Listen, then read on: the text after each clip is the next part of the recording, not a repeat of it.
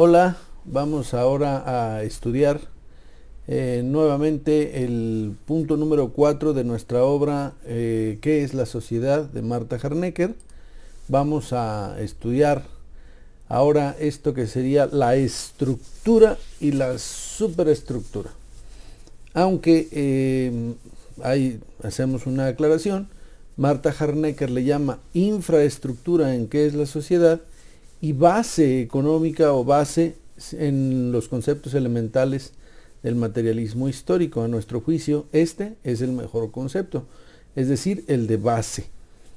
Pero bueno, estructura y superestructura, eso es lo que vamos a estudiar en esta ocasión.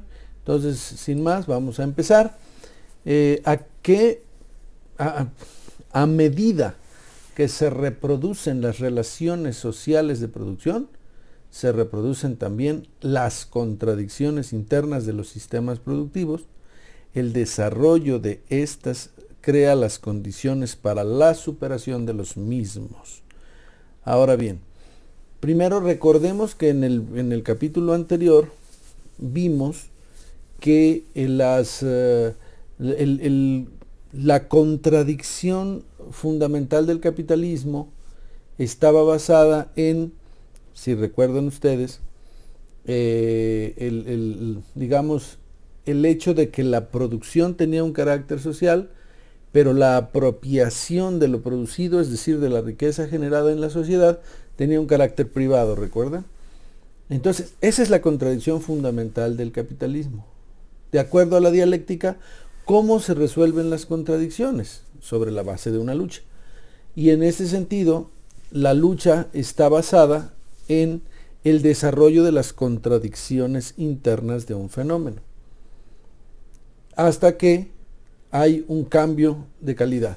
Aquí estamos utilizando un concepto de la filosofía marxista, que es la dialéctica, y el concepto que estamos aquí estudiando es el cambio de los aspectos cuantitativos para que se produzca un cambio de calidad. Les doy un ejemplo para que me entiendan.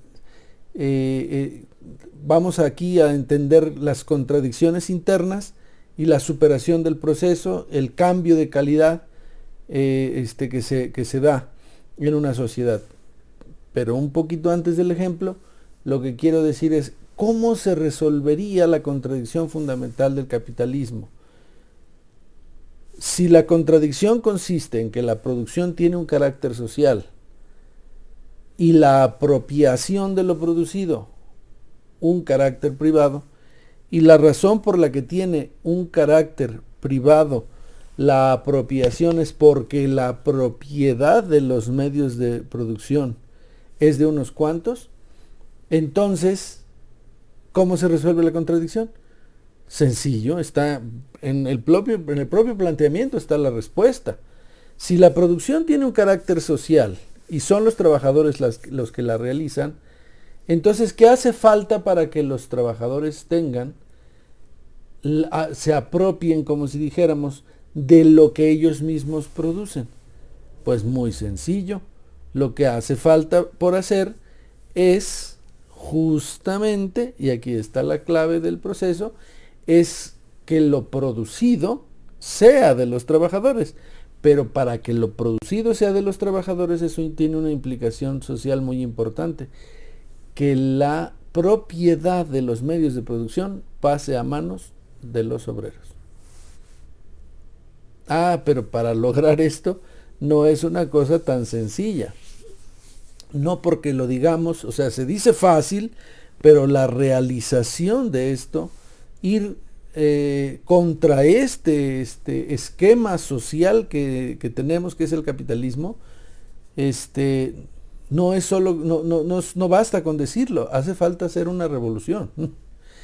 Pero esa revolución la tienen que hacer hombres que entiendan el proceso y que por lo tanto tengan la disposición de lograr el cambio que necesita la sociedad.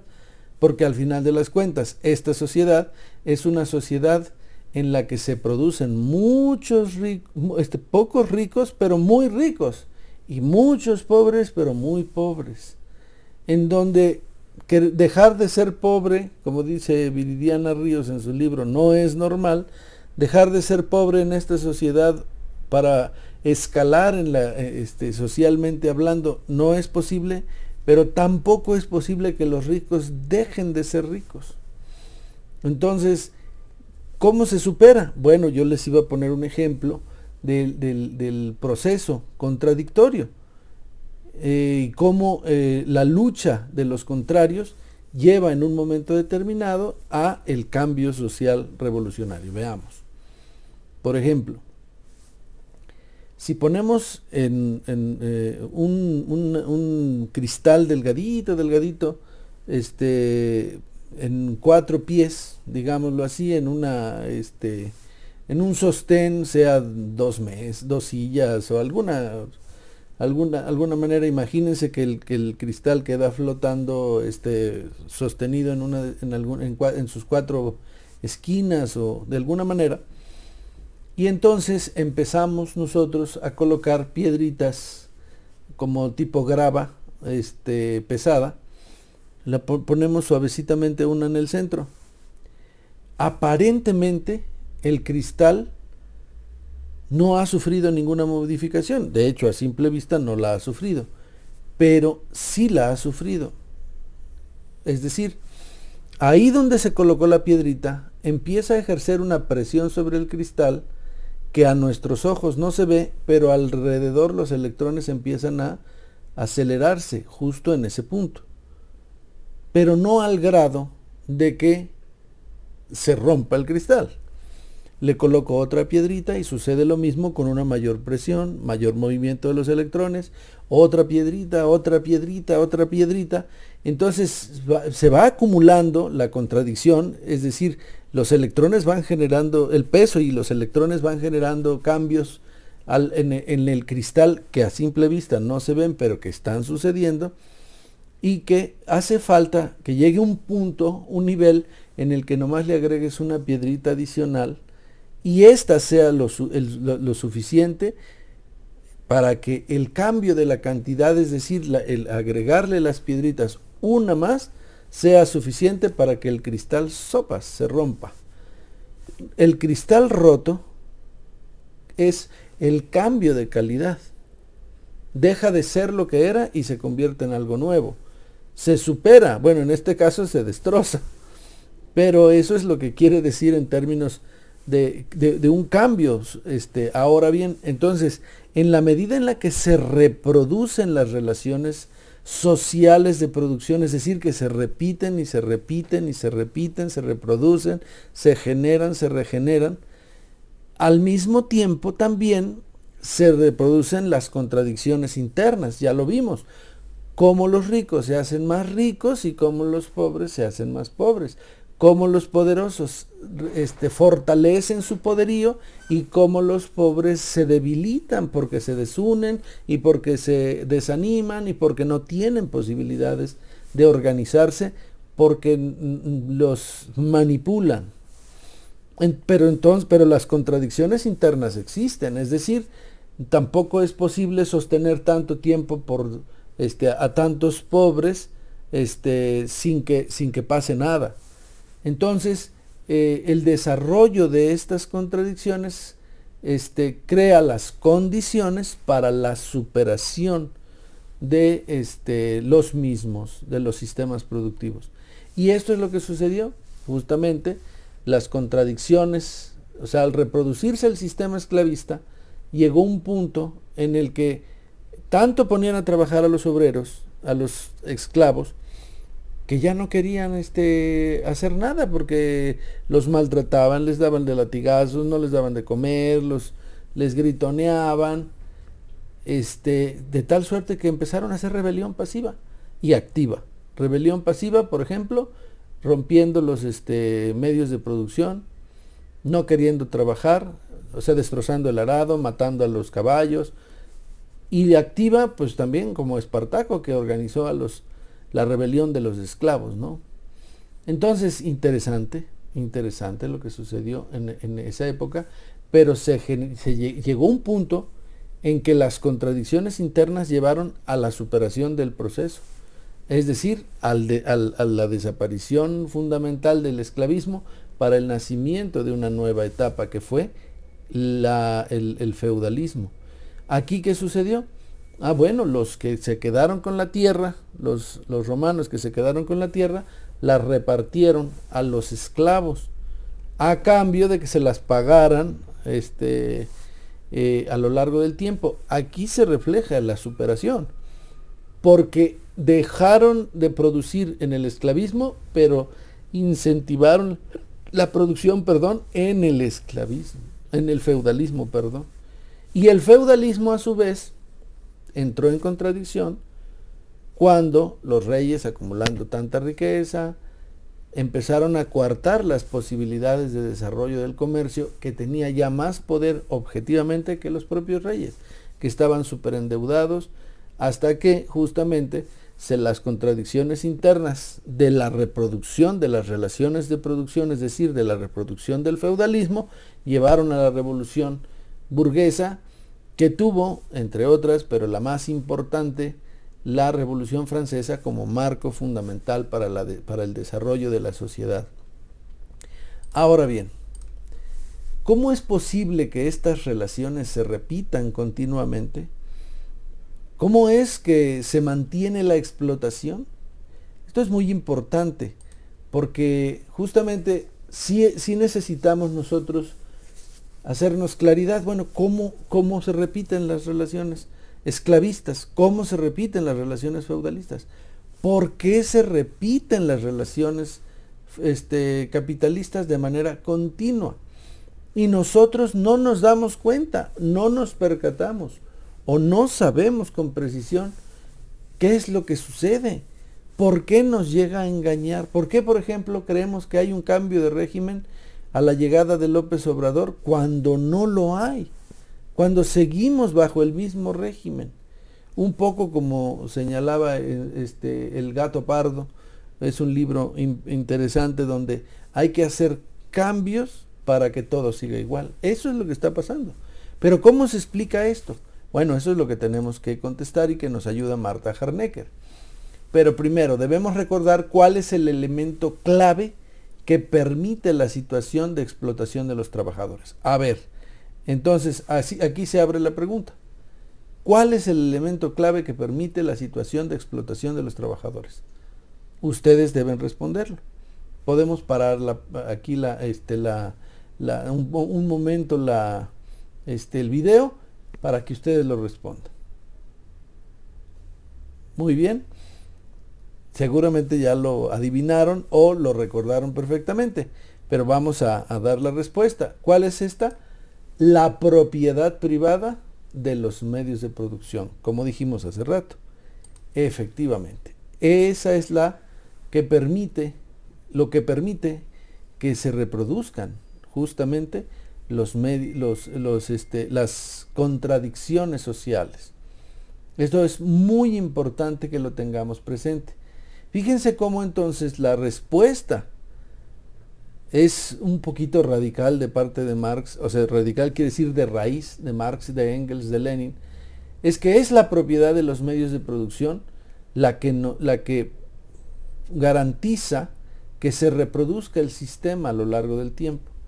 Entonces, si cambian las formas de la propiedad, cambia el sistema. Efectivamente, antes los esclavos eran propiedad privada de los esclavistas, junto con las tierras y los medios de producción.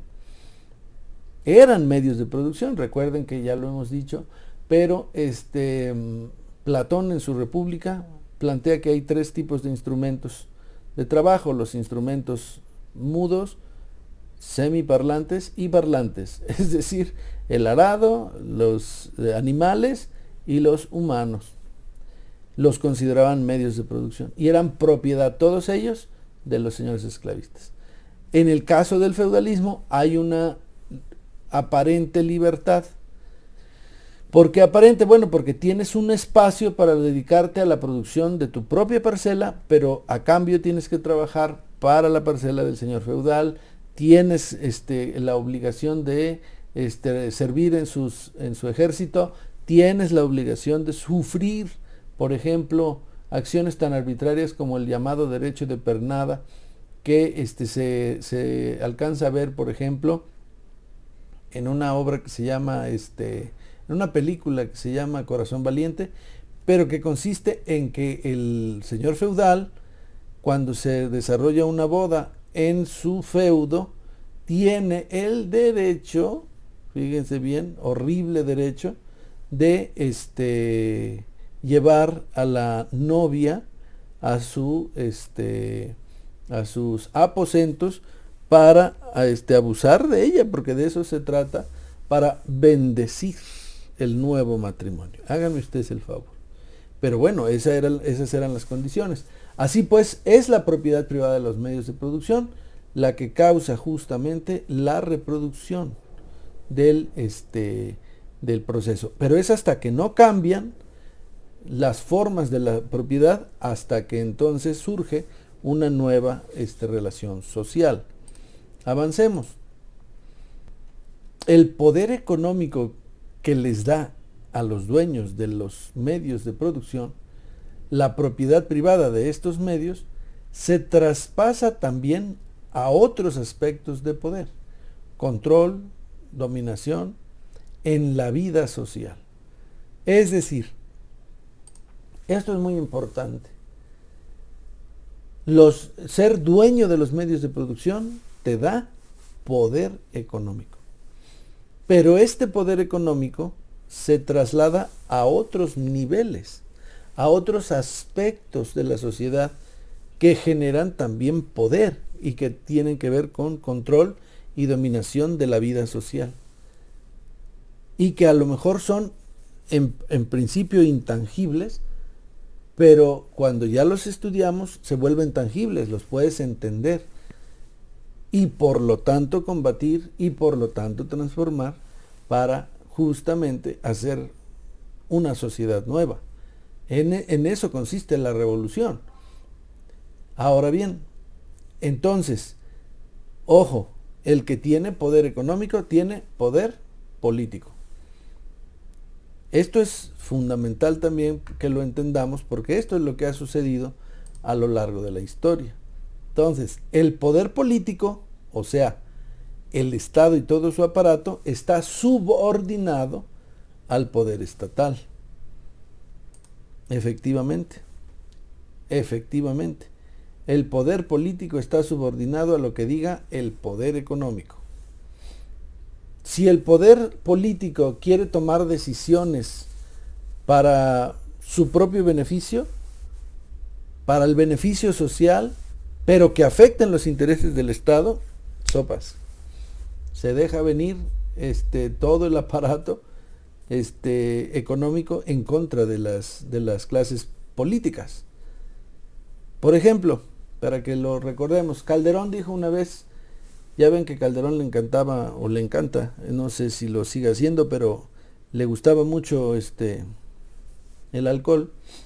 En una ocasión salió a decir una verdad en la prensa: es que los empresarios no pagan impuestos. Y la respuesta la da Viridiana Ríos: sí pagan impuestos los ricos, pero no los que deben pagar. Pagan mucho menos de lo que deben de pagar.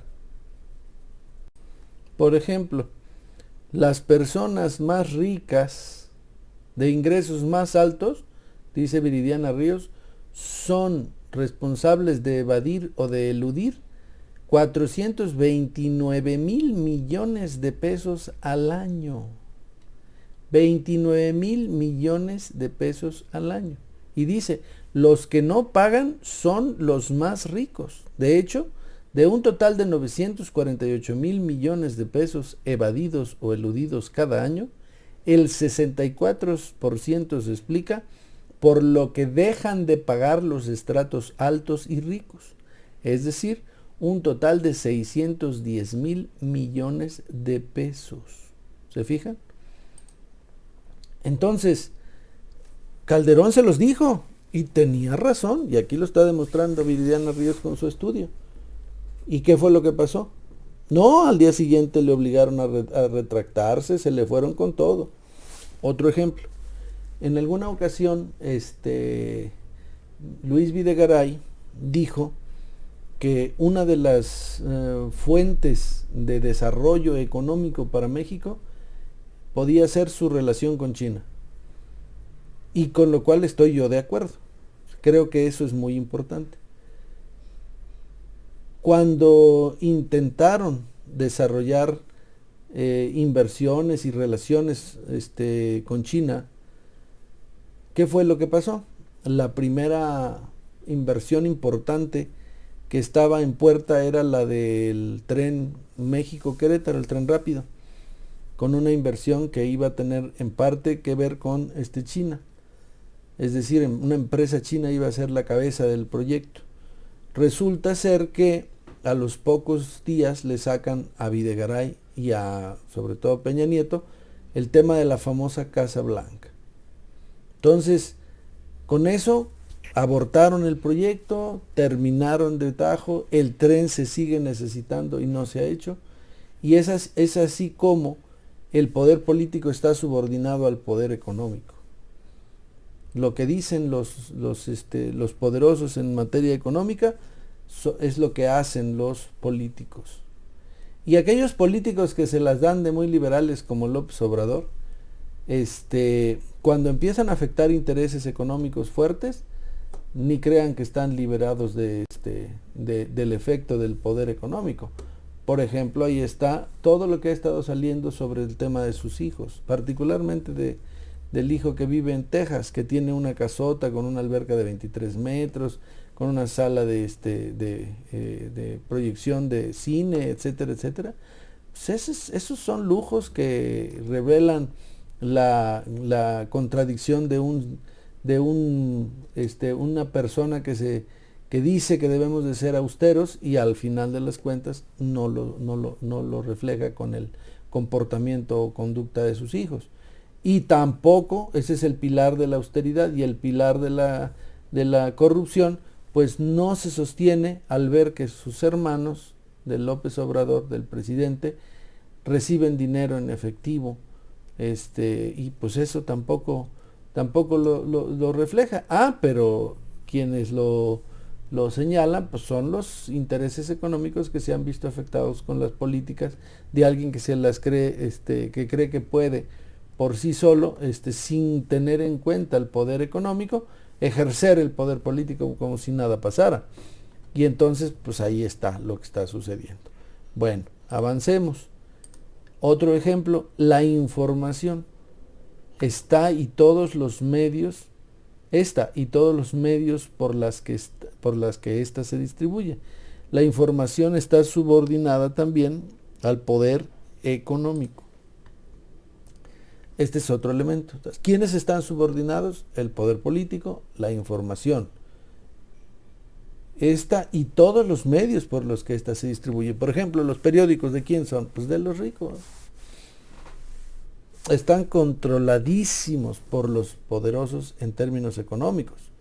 Y ahí el pleito que luego trae López Obrador con la prensa se equivoca desde mi punto de vista, porque él mismo se ha encargado de minimizar a la prensa, diciéndoles chayoteros, diciéndoles que son una prensa fifí, unos corruptos, etcétera. Y pues ahí está lo que está sucediendo. México es uno de los países en donde más periodistas mueren, pues porque ahora el presidente al decir que son prensa fifí, que son chayoteros, pues los matan y no sucede absolutamente nada. Pero lo que quiero decir es que justamente la información es poder, pero poder subordinado al poder económico, que es de lo que estamos hablando. Ahora bien, esto, es decir, la información, refiere al poder ideológico que tiene que ver con las ideas que predominan. Las ideas que predominan son las que dicta el poder económico. Entonces el poder ideológico no es independiente pues del poder económico, ni el poder político es independiente del poder económico. Entonces, todo esto está subordinado, repito, es decir, el poder político, la información, Y el poder ideológico, que está relacionado con la información y las formas en las que se distribuye esa información, generan el poder ideológico. Entonces, tanto el poder político como el poder ideológico están al servicio del poder económico. Es lo que nos dice Marta Harnecker, y así está. Ahora bien, tanto el poder político como el poder ideológico están siempre, como dije, al servicio de los intereses económicos. ¿Queda claro? Entonces, no es cierto que el poder político, por ejemplo, la llegada de López Obrador haya sido sin que los intereses económicos se hayan percatado, ¿no? Esto lo que refleja es que la llegada de López Obrador al poder es también resultado de los intereses económicos. Así lo quisieron. Si no hubieran querido, no llega. López Obrador no llega. Entonces, el poder ideológico también está subordinado a los intereses económicos.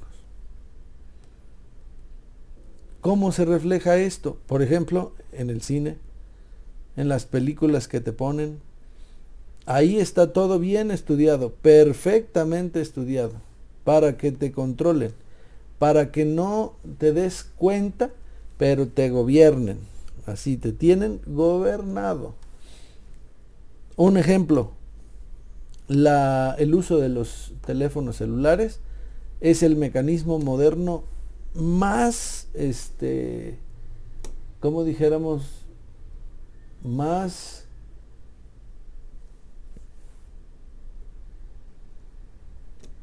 distorsionador de la mente, más manipulador. Tú, cuando autorizas abrir una cuenta en Gmail o en Google o en Facebook o en Instagram o en WhatsApp, que las tres son del mismo dueño, ya aceptas una serie de condiciones que ni lees, ni leemos, las aceptamos, y entonces aceptas sin saber que estudien tus datos, tengan tu perfil, conozcan tus condiciones, para que con base en ello te vayan suministrando información que te controle. Por ejemplo, si tú pones en una búsqueda de Google datos que quieres saber, por ejemplo, de poesía, o por ejemplo de información de paneles solares, al rato en tu correo, al rato en el YouTube, al rato en el Instagram y al rato en Facebook te empiezan a llegar noticias relativas a la poesía y a los paneles solares. El propósito es tenerte el mayor tiempo posible controlado, pegado al teléfono. Esa es la intención. Hay algoritmos que están pensados para que tú gastes ese tiempo. Y es más, el dato es de que más o menos el mexicano le dedica al menos 5 horas a estar frente a la pantalla. Eso es terrible. Eso es muy malo, pero eso es lo que sucede. Y todo eso es parte del poder ideológico. ¿Cómo te ideologizan? ¿Cómo te mantienen controlado? Ahora incluso ya los muchachos no obedecen a sus papás, traen el teléfono aquí en la mano. No hacen tareas, traen el teléfono en la mano. Se ponen a hacer juegos, traen el teléfono en la mano. Todo eso es parte del poder ideológico. Ah, pero ¿quién lo impulsa? ¿Por qué quieren que tengas un teléfono celular? Bueno, ahí está el interés económico detrás. Mientras más empresas puedan vender sus teléfonos, pues mejor. Mientras más contenidos puedan vender, pues mejor.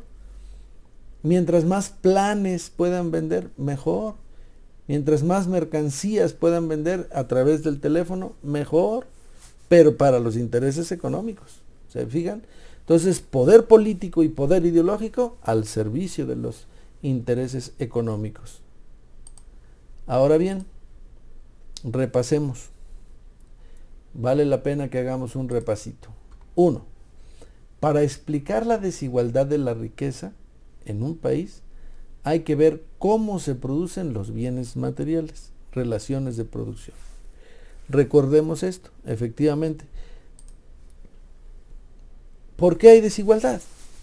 ¿Por qué, si somos la 15ª economía productora de riqueza en el mundo, por qué somos uno de los países más desiguales que por lo tanto generan más pobreza? Aunque los mexicanos no digamos o no creamos o no queramos, estamos en la pobreza.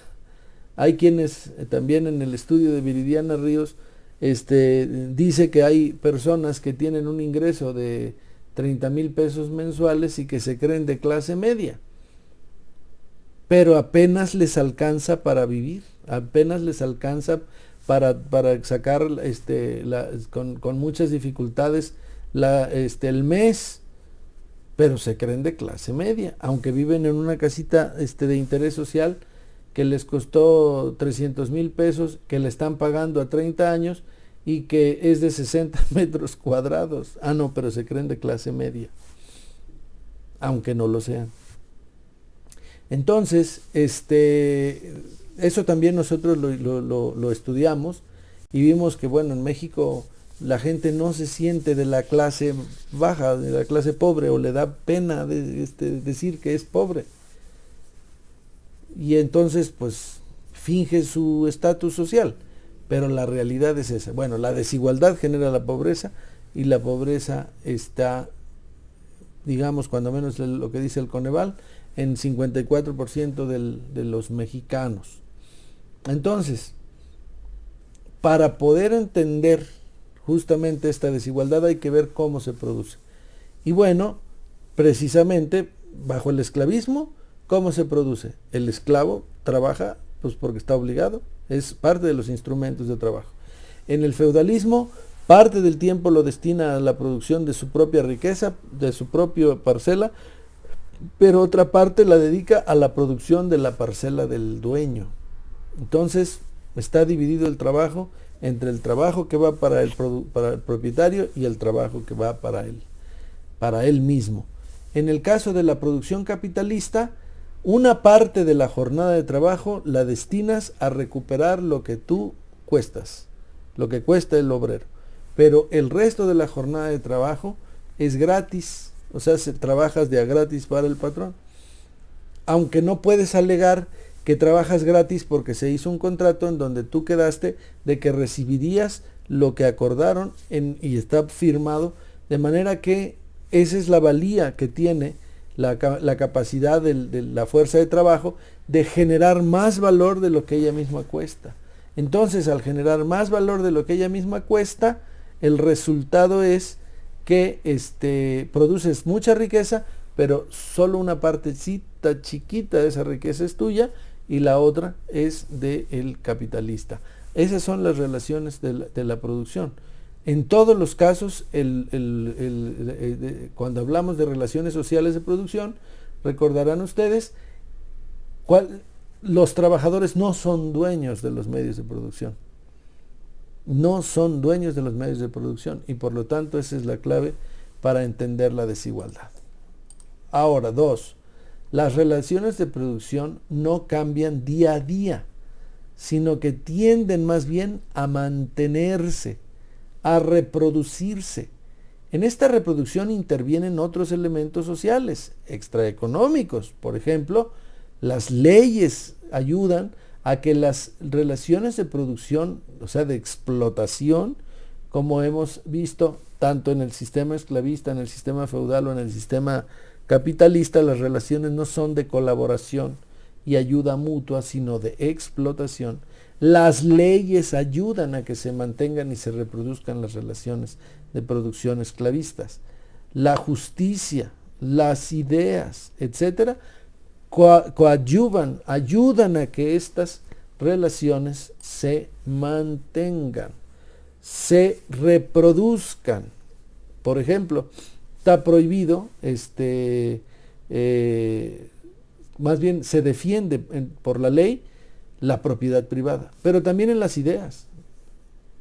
También en las ideas no existe en nuestra mente la idea de que hagamos una propiedad colectiva, pero ¿por qué no? Si los trabajadores son los que producen con sus manos todo, ¿por qué nos aferramos a la existencia de la propiedad privada?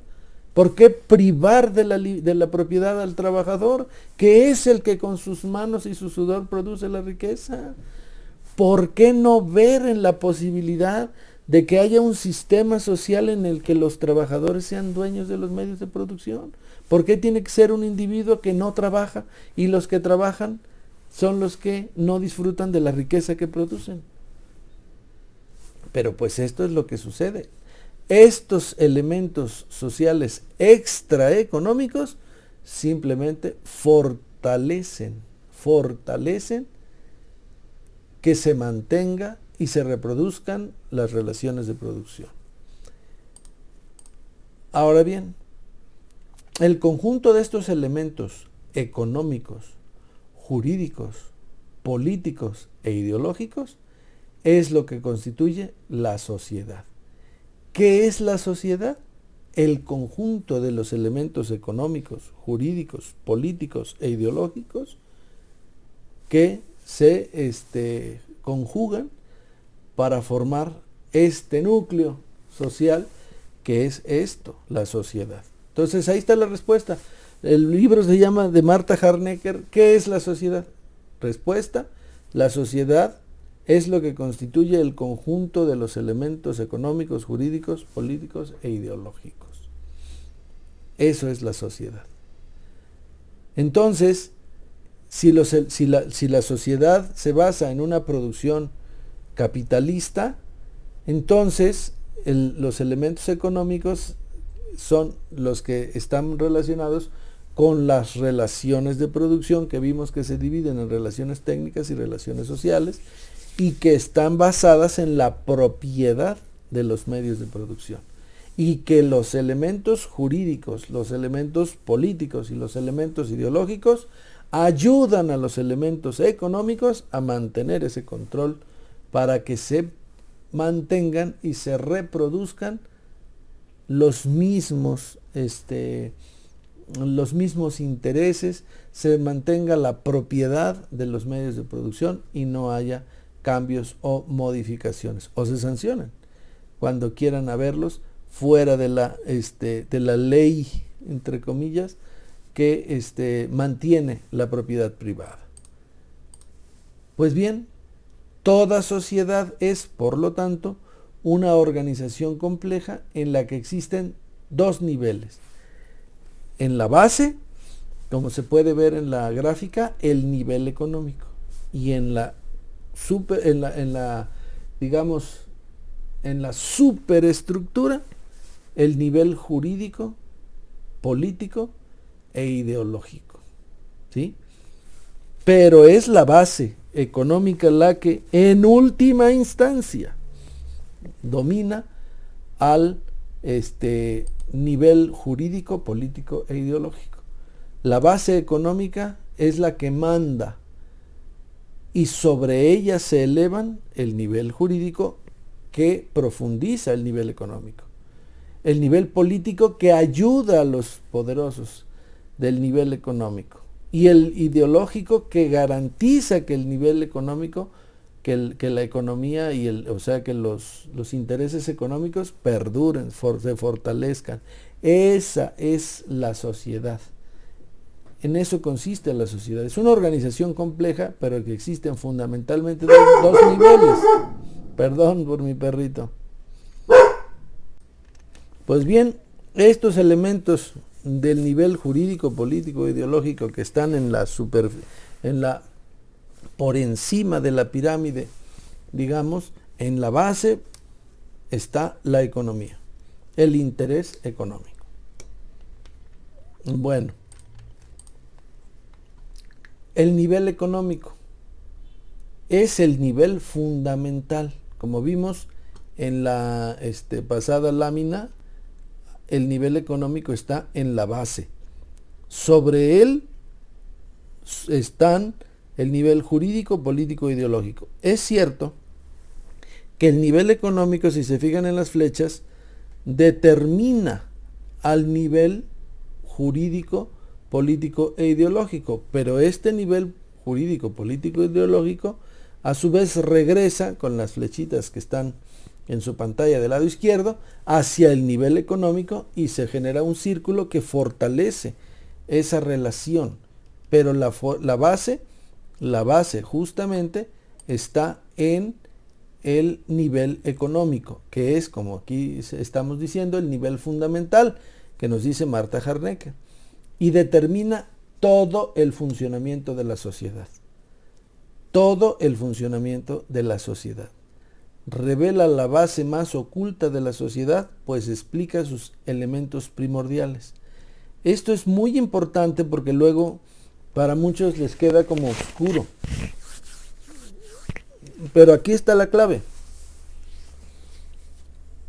Una vez que entiendes que el problema de la sociedad es que los ricos son ricos porque tienen en su poder el nivel económico, es decir, los medios de producción, entonces comprendes que todo lo demás depende de este interés. ¿Por qué ahora los ricos, tan ricos, quieren controlar la mente de los individuos a través de los celulares o de las películas o de las series o de todo? Precisamente porque hay que garantizar que el nivel económico esté blindado y se reproduzca en el afán de que los ricos más ricos sigan siendo ricos más ricos, al grado de que absurdamente el Jeff Bezos, que es el dueño de Amazon, si no me equivoco, pues se compró un avioncito para ir al espacio, hacer un viaje, subir, ver desde arriba cómo se veía la Tierra y regresar. Pero, como dijo Silvio Rodríguez, y pensé en los contrastes malditos que hay entre un viaje al espacio y un niño sin pan. A esto nos ha llevado que el nivel económico, en el afán de mantenerse, sostenerse y fortalecerse, tenga todo dispuesto para que así sea, cuando bajo las riquezas actuales existentes hay la posibilidad de que haya una sociedad más justa, donde no haya hambre, pero está la concentración de la riqueza que, como dice Joseph Stiglitz, el 1% de la población tiene en su poder lo que el 99% de la sociedad requiere para vivir. Pero resulta que el 99% es la que produce la riqueza, pero solo una partecita de esta sociedad se queda con todo el poder económico de la sociedad. Entonces, ese es el nivel fundamental. Marx y Engels descubrieron que la sociedad se organiza según la forma en que los hombres producen los bienes materiales, o más precisamente, según las relaciones de producción que se establecen en el proceso de producción, y que son estas relaciones las que cambian de un tipo de sociedad a otro, en función de la propiedad de los medios de producción, recordemos. Entonces, aquí hay que hacerle un homenaje al gran Carlos Marx y Federico Engels, que tuvieron muchísimas dificultades para poder elaborar su teoría, porque en el caso de Carlos Marx fue perseguido por todo el mundo, y era tan crítico y tan enérgico y tan convencido y consciente de su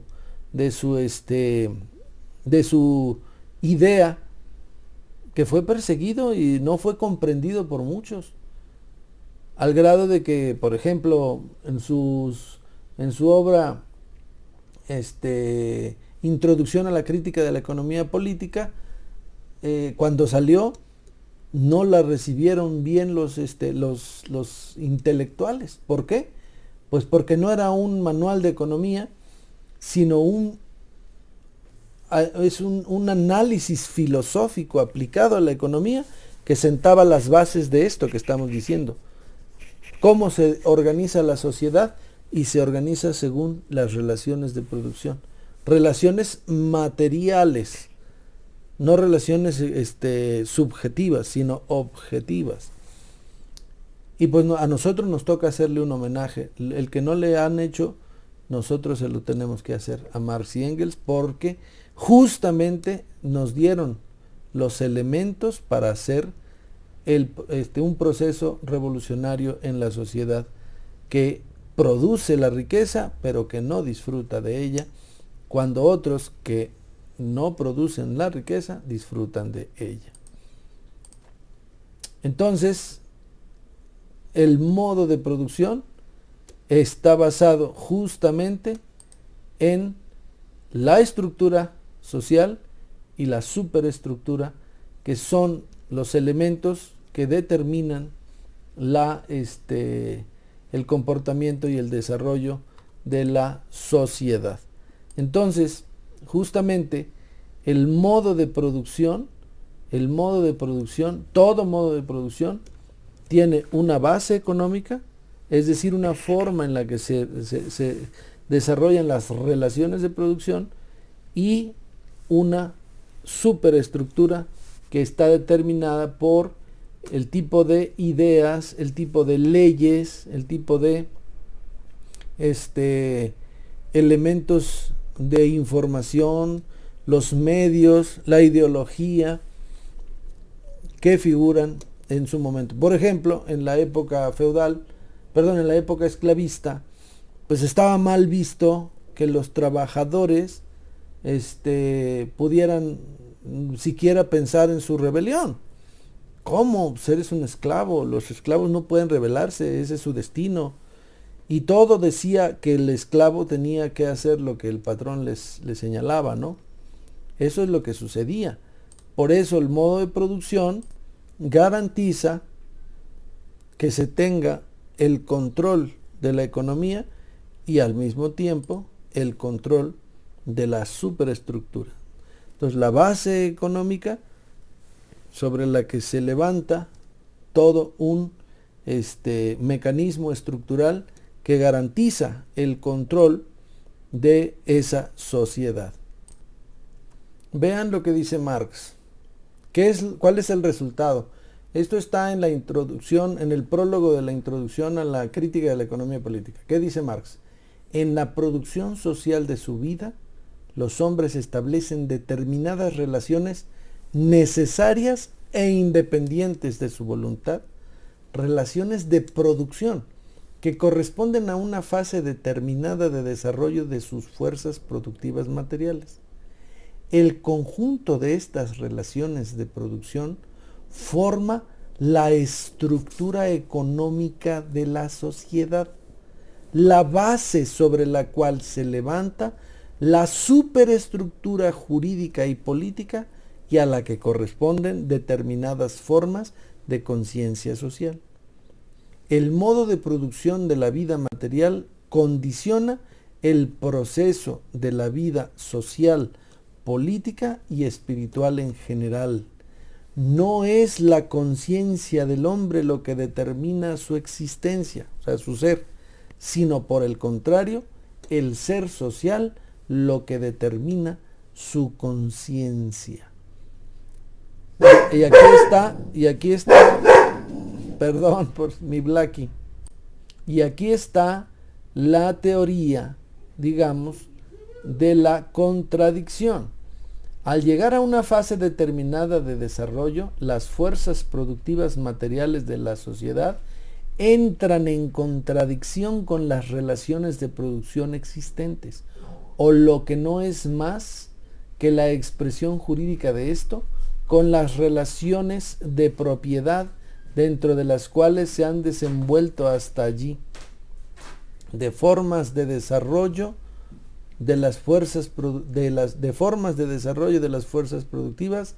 Estas relaciones se convierten en trabasuyas y se abre así una época de revolución social. Fíjense bien, al cambiar la base económica se transforma más o menos rápidamente toda la inmensa superestructura erigida sobre ella. Cuando se estudian estas transformaciones hay que distinguir siempre entre los cambios materiales ocurridos en las condiciones económicas de producción y que pueden apreciarse con exactitud propia de las ciencias naturales, y las formas jurídicas, políticas, religiosas, artísticas o filosóficas, en una palabra, las formas ideológicas en que los hombres adquieren conciencia de este conflicto y luchan por resolverlo. Si se fijan ustedes, esta postura, esta visión de Marx es fundamental y es lo que estamos, digamos, viendo en este capítulo y en esta magnífica obra que se conoce como ¿Qué es la sociedad? Marx pone de manifiesto que en la base de la sociedad está la economía y sobre ella se erige la superestructura. Y entonces, si quieres cambiar a una sociedad, hay que cambiar la base económica para poder cambiar la superestructura. Pero en este proceso de ida y de vuelta es donde los revolucionarios tenemos que tener conciencia de que es allí donde están las contradicciones, educar al pueblo, que es la fuerza capaz de hacer el cambio en la base económica, para de esta manera poder cambiar todo el sistema social, de manera que, como empezamos al principio, resolvamos la contradicción fundamental del capitalismo, que consiste en que una vez que la estructura es la que determina todo lo demás, una vez que la producción tiene un carácter social, pero la apropiación por la propiedad privada un carácter privado, hagamos entonces de la propiedad de los medios de producción hagamos de ellos que tengan un carácter social, para que la riqueza producida por los obreros de manera social a su vez se distribuya de manera social. De lo contrario, estaremos siempre sometidos y subordinados a un sistema que prevalece, en el que prevalece la explotación del hombre por el hombre. Y lo que necesitamos los revolucionarios es una transformación social hacia una sociedad más justa, más libre, más democrática, más equitativa, más igualitaria, en la que todos tengan una mejor forma de vida y las condiciones económicas que tiene nuestro país y el mundo lo permiten. Así es que hay que impulsarla, y esta es la lección que nos deja esta obra de Martha Harnecker. Pues sin más, nos vemos en la próxima lección. Muchas gracias.